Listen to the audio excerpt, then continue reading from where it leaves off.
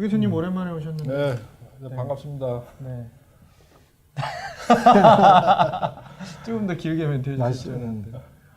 오랜만에 오셔서 방송 하시려고 하니까 느낌이 좀 어떠세요? 예, 그동안 뭐 좀 참 바쁘게 여기 그 방송 자료를 준비했었는데 이번에 좀 여유 있게 준비할 수 있는 그런 시간을 가진 것 같습니다. 네, 감사합니다. 오늘은 좀 기분 좋은 소식으로 저희가 이야기를 나눠볼 수 있겠습니다. 그래요? 12월에 주식시장이 폭락을 했는데 많이 그때 올랐죠. 저희가 굉장히 이 자괴감에 빠지고 굉장히 좀 힘들었잖아요. 심정적으로. 그래요? 나는 안 그랬는데. 아, 그러셨나요? 그럼. 투자하셨군요. 나는 네. 그게 아니라 산타랠리를 막 주구장창 주구장창. 부르짖었다가 근데 결국엔 산타랠리는 아니었어도 나중에. 연초에 들어와서는 네. 랠리 했잖아요. 예. 그 12월 주식시장이 폭락 후에 최근 또 다시 반등을 하고 있지 않습니까? 예. 최근 들어서 주식시장 트렌드가 어땠는지 또 올 초부터 어떻게 좀 진행이 되어 왔는지 노 교수님 한번 짚어주시죠. 먼저 그 배경을 얘기하기 위해서 지난해 말을 보니까 폭락 장세를 좀 봐보면 작년 10월 때 그 고점 대비 크리스마스 이브 날까지 계속 폭락했어요. 네. 그래가지고 서로 참 그 거의 20%까지 크리스마스 이브 때까지 하락하다가 그때부터 조금씩 오르다가 1월 4일 날 그 연준 의장 제롬 포웰이 이제는 그 금리 인상의 속도를 조절할 의향이 있다는 것을 얘기하면서 그러면서 주가가 계속 올랐죠. 네. 크리스마스 이브 그 저점 대비 한 그때를 비교해보면 그때보다 한 18% 정도 올랐고 네. 올 연초부터 어떻게 되냐를 본다고 한다면은 한 그때 연초부터 한 10% 정도 10%? 올랐습니다. 네. 그래서 결국 이 엄청난 롤러코스터 주식 장세를 이렇게 만들어낸 것은 역시 파워풀한 제롬 포웰 의장입니다. 네. 존경합니다. 그 오르는 장세에 어떤 그 특징이 있었습니까? 글쎄 늘 뭐 외치던 거 팽 주식, 소위 네. 말해서 그 페이스북, 아마존.com, 애플, 넷플릭스, 네. 구글 이 주식들이 뭐 엄청나게 폭락했다, 엄청나게 올랐죠. 네. 그리고 뭐 가장 대표적으로 지난주 기준으로 넷플릭스 40% 상승했습니다. 네. 아마존 22%, 구글 14%, 페이스북 30%. 그래서 이 주식 이 폭등 장세도 역시 결국은 팽 주식들이 또 주도를 실현을 했군요. 시킨 그런 네. 시장이 되겠습니다. 네. 다른 섹터들 특징도 김 교수님께서 좀 조사하셨죠? 예, 올 초 대비 뭐 아까 말씀하신 것처럼 다운존스 같은 경우는 한 11.5% 상승했고요. S&P 500는 한 11.8%, 네. 나스닥 같은 경우는 뭐 13.5%인데 네. 아직 최고 점 대비에 비해서는 뭐 다운존스 같은 경우는 한 마이너스 3% 네. 아직 부족하고요. 그다음에 S&P 500 같은 경우는 한 마이너스 4%, 네. 그다음에 나스닥 같은 경우는 한 마이너스 6%입니다. 네, 6%가 아직 미치지 아직 못하는. 그 최고점에 모자른데요. 네. 네. 섹터 중에서는 그 인더스트리얼 섹터라고 XLI라고 네. 네. 네. 한 18.6% 네. 이게 이제 3월 1일 기준입니다. 대표적인 기업이 어떤 기업? 보잉 같은 경우 네. 그러니까 소위 뭐 산업군에 속해져 있는 그런 기업들인데 네.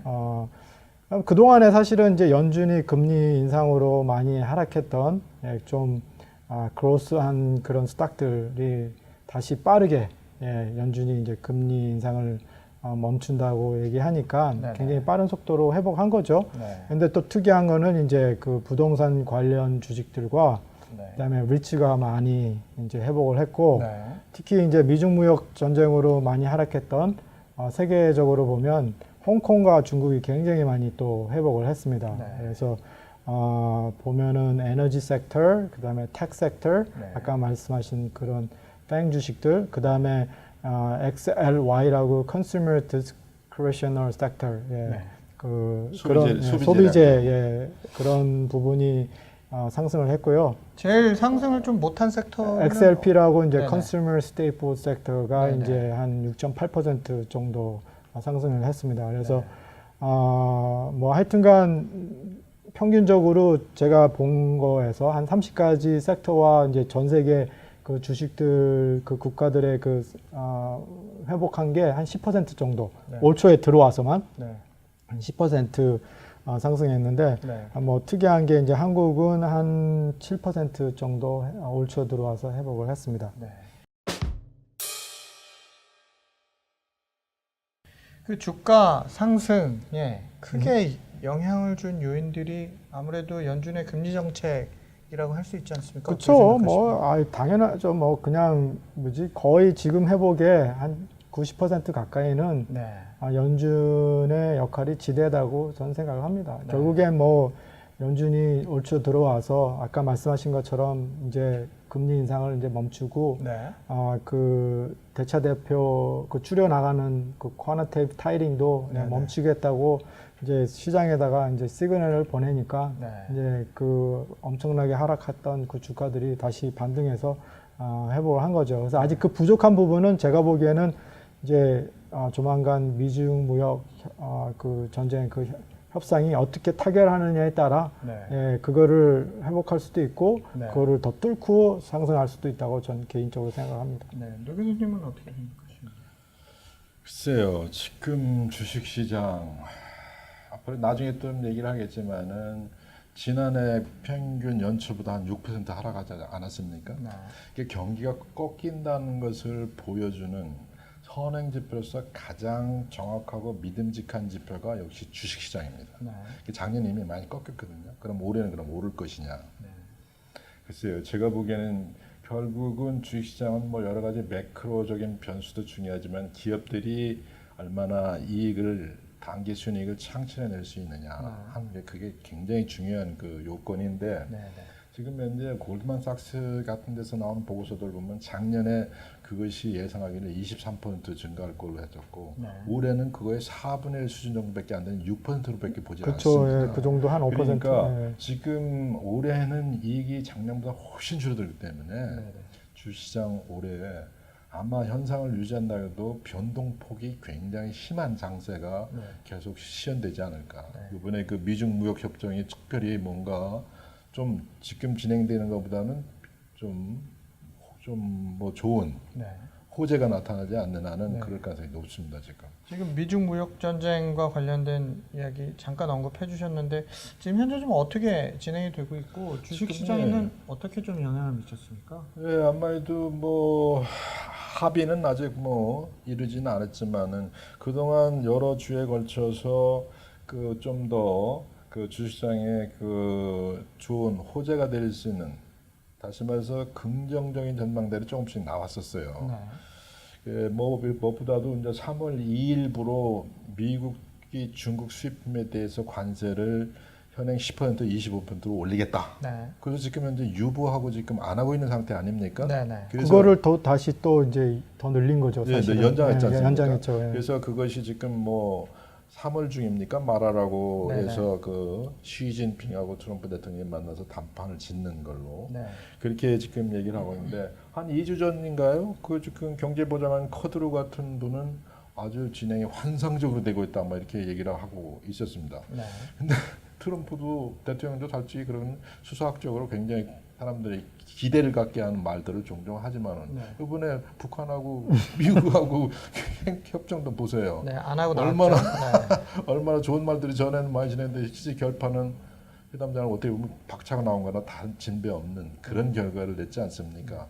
그래서 지금 이제 미국에서 많은 사람들이 보고 있는 CNBC의 그 매드머니의 짐 크레이머 같은 사람은 그것을 연상해서 역시 트럼프가 미중 무역 협정도 박차고 나올 수도 있다라는 이런 예상들을 합니다. 그러니까 주식시장은 그것이 어떻게 진행될지 지금 면밀하게 그 추이를 지켜보고 있으면서 좀 조심스럽고 있는 그런 분위기죠. 그래서 지금 현재 S&P 500이 2,800을 뚫고 못 올라가고 거기에 올라갔다가 좀 하락하고 지금 못 올라가고 하락하고 있잖아요. 이게 지지선인데 이제 그게 어떻게 이제 나오느냐에 따라서 협정안이 어떻게 나오느냐에 따라서 이것을 뚫고 더 상승할 수도 있고 그렇지 못할 수도 있죠. 근데 이제 그 상승폭이 저는 크다고 생각하진 않아요. 올해는. 왜냐하면 벌써 진짜 한 10% 이상 거의 1월달, 2월달 상승했기 때문에 평균적으로 주가가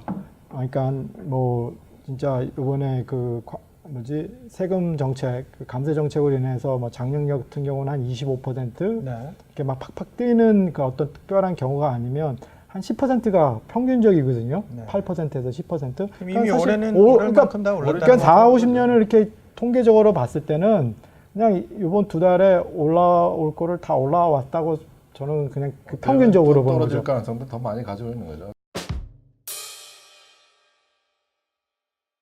문제는 경기 둔화에 대한 전망들이 지금 계속 나오고 있잖아요. 올해 그렇죠. 말이다, 예. 뭐 내년이다 이렇게들 전망들이 나오고 있는데 지금 현재 그 지표들 어떤 지표들이 경기의 어떤 그 하락을 예상하게 하는 건지 한번 짚어봐야 될 것 같습니다. 네. 교수님 어떻게 생각하십니까? 예, 뭐 연준이 그 예상하는 경제 성장률을 보면 2019년도에는 뭐 2.3%, 네. 2020년도에는 2%, 2021년에는 1.8%로 점점 가라앉는 계속 거죠. 이제 성장률이 둔화되고. 예, 둔화되고 네. 있는 것을 이제 보고 있거든요.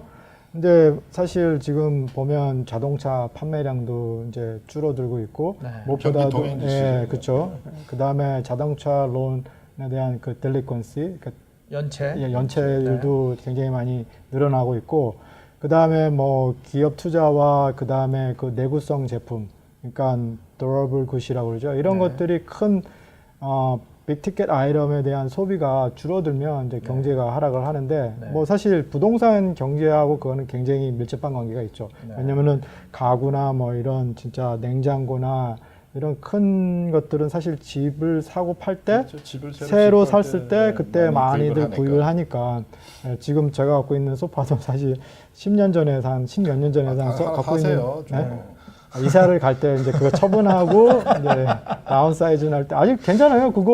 그게 뭐 적은 돈도 아닌데 네. 예, 뭐 진짜 몇 년에 한 번씩 바꿀 수는 없잖아요. 네. 그런 것들은 이제 그런 것들이 있는데 제가 특별히 보고 있는 네. 그 인덱스가 하나 있는데 그 벌틱 인덱스예요. 네. 그 벌틱 인덱스인데 그게 세계 그 물동량을 측량하는 지수거든요. 네, 네. 선행 지수예요. 네. 그러니까 한마디로 얘기해서 그 세계 그 수출이나 수입할 때 이 배들이 실어 나르잖아요. 네. 이 양 물동량을 이제 측정하는 지수인데 네. 사실 뭐 저는 그거를 보면 이 지수가 선행 지수인데 이게 지수가 사실 계속해서 지금 하락하고 있는. 그렇죠. 트럼프 들어와서도 세계 무역을 점점 그 억제하는 그 관세를 뭐 올리고 하는 게 전형적으로 국제 간의 교역량을 줄이는 그런 부정적인 영향을 주는 그런 정책이거든요. 그렇죠. 그러니까는 이제 제가 차트로는 없는데 제가 본 차트하고 세계 그 엑스포트, 그러니까 수출량하고는 S&P 500하고 굉장히 그 비슷하게 비슷하게 움직이는군요. 움직이고 있어요. 그래서 그러면은 네. 요 지수가 음흠. 뭐 증시를 좀 가늠하는. 그러니까 미리 이제 예측해 볼 수 있는 아무래도 이제 그만큼 경제 활동이 이제 위축되고 있다고 볼 수가 있죠. 이게 지수가 하락하면 그만큼 물동량도 줄어들고 있고 그 얘기는 뭐 이제 경제가 이제 서서히 쿨다운 하는데 지금 사실 OECD가 엊그저께인가 나온 그 제가 세계 경제가 좀 더 이렇게 더 침체, 그러니까 하강 국면에 들어갔다고 이제 보고서가 나왔잖아요. 네. 네.